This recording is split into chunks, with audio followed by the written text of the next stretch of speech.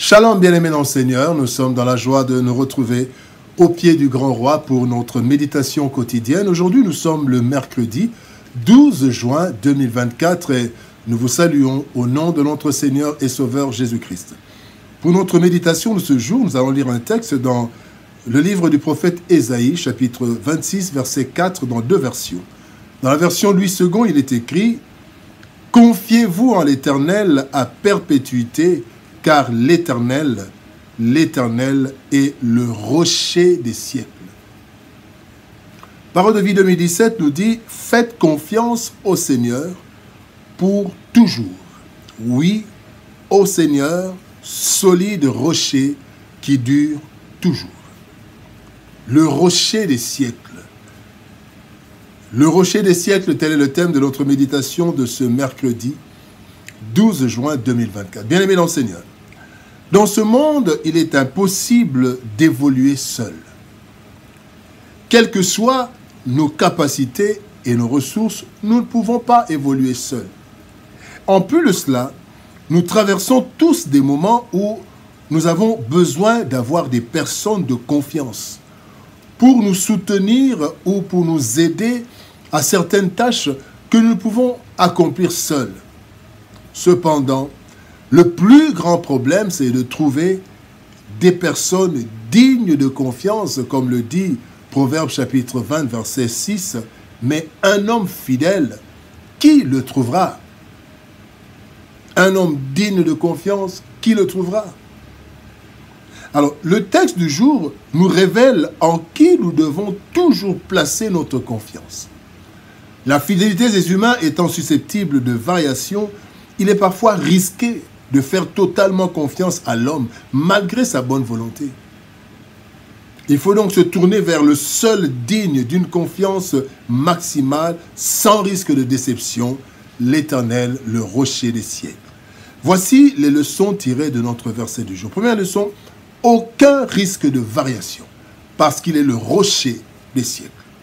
Jacques, chapitre 1er, verset 17 nous dit « Toute grâce excellente et tout don parfait descend d'en haut, du Père des Lumières, chez lequel il n'y a ni changement, ni ombre de variation. » Une personne digne de confiance, aujourd'hui, peut ne plus l'être demain. Cela est dû à plusieurs facteurs, dont l'infidélité humaine. L'homme, c'est rare de trouver des hommes fidèles, l'infidélité humaine. Mais il y a un autre facteur qui peut faire qu'une personne de confiance ne le soit plus demain. Ce sont les pressions extérieures et intérieures diverses. Les crises économiques, les crises financières, les maladies, beaucoup de choses, des pressions extérieures.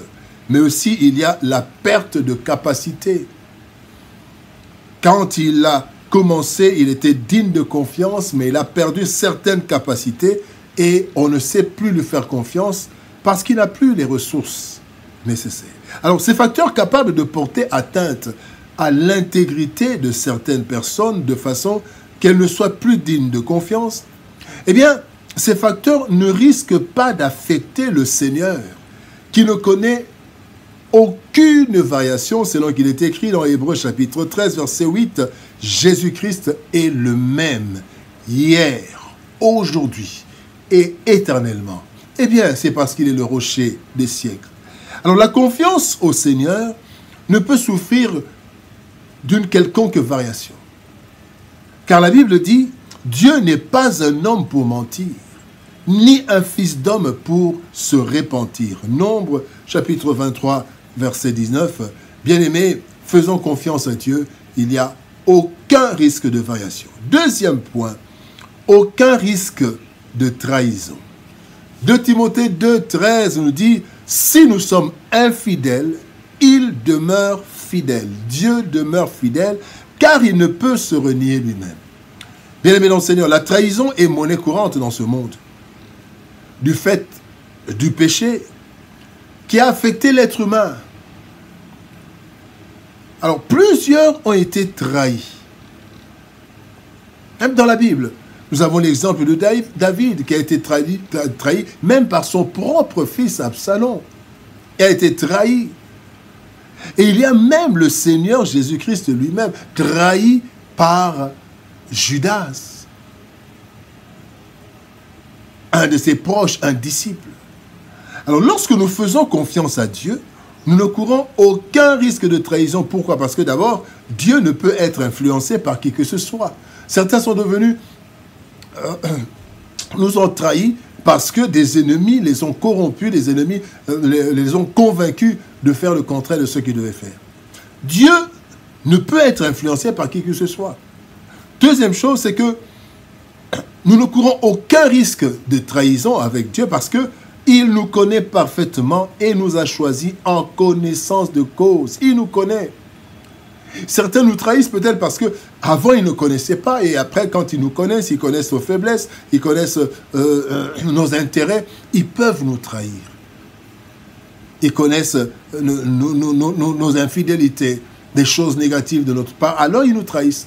Mais Dieu ne fait pas ça parce qu'il nous connaît parfaitement avant même de nous choisir.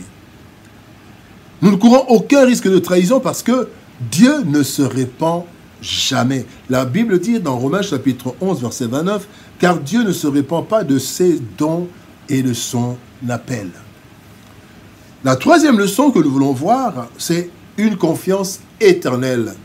Bien-aimés, le Seigneur est le rocher des siècles, nous devons avoir une confiance éternelle. Le psaume 100, verset 5 nous dit, « Car l'Éternel est bon, sa bonté dure toujours, et sa fidélité de génération en génération. » En toute quiétude, bien-aimés, nous pouvons totalement faire confiance à Dieu. Et cela durant toute notre vie. En effet, Dieu n'est pas influencé par le temps. Dieu n'a jamais été jeune. Il n'a jamais été vieux, il ne sera pas vieux. Dieu est Dieu. Il n'est pas influencé par le temps. Donc faisons-lui confiance parce que parfois, avec l'âge, l'homme change. Dieu contrôle le temps et les circonstances dont nous dépendons. Il contrôle le temps. Bien-aimés, donc, faisons qu'il lui faut confiance. Il contrôle et les temps et les circonstances. Il peut les changer. Daniel chapitre 2, verset 21. Nous avons aussi, nous devons savoir qu'en effet, le rocher des âges traverse les siècles et demeure le même. Bien-aimés, le rocher des âges. Donc, la pierre dure qui traverse des siècles. Il y a des pierres qui sont là depuis des siècles, mais qui n'ont pas été bouleversées.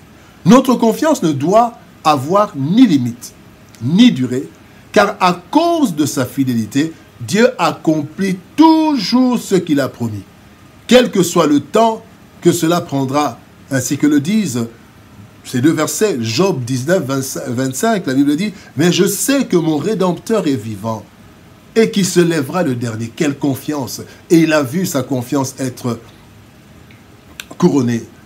Habakkuk chapitre 2, verset 3, c'est Dieu qui parle. Il dit, « Elle marche vers son terme, cette prophétie.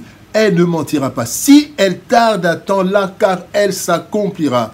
Elle s'accomplira certainement. » Bien-aimés dans le Seigneur, soyons rassurés. La Bible dit, pour ceux qui comptent sur Dieu, pas de honte. Bien-aimés, le psaume 25, verset 3. Bien-aimés dans le Seigneur, le rocher des âges, le rocher des siècles. Vivre harmonieusement sur cette terre nécessite l'apport de diverses personnes de confiance. Et cela dès notre enfance jusqu'à notre vieillesse. Malheureusement, des personnes de confiance sont rares à cause de la versatilité humaine, mais aussi face aux nombreuses réalités perturbatrices, sans compter les cas de force majeure. Gloire au Seigneur, nous avons l'Éternel, le rocher des siècles, qui ne connaît ni variation, ni opposition, ni ombre de variation, ni changement, et qui est donc totalement digne de confiance.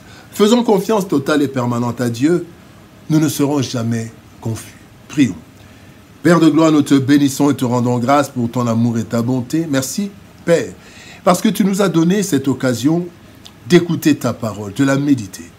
Et aujourd'hui, Seigneur, tu nous révèles que tu es le seul digne d'une confiance totale, permanente et éternelle, car tu es le rocher des siècles. Tu ne changes pas. Aide-nous, Seigneur de gloire, à te faire totalement confiance, parce que nous ne serons jamais confus, comme le dit ta parole. Aide-nous, Seigneur éternel, à marcher en toute confiance, en suivant ton chemin jusqu'à mon port. Bénis ta parole et bénis ton peuple. Au nom de Jésus-Christ, nous avons ainsi prié. Amen. Bien-aimés dans le Seigneur, que Dieu nous bénisse. Shalom, au revoir, et par la grâce de Dieu, nous nous retrouvons demain pour une nouvelle méditation. Shalom, au revoir et à demain.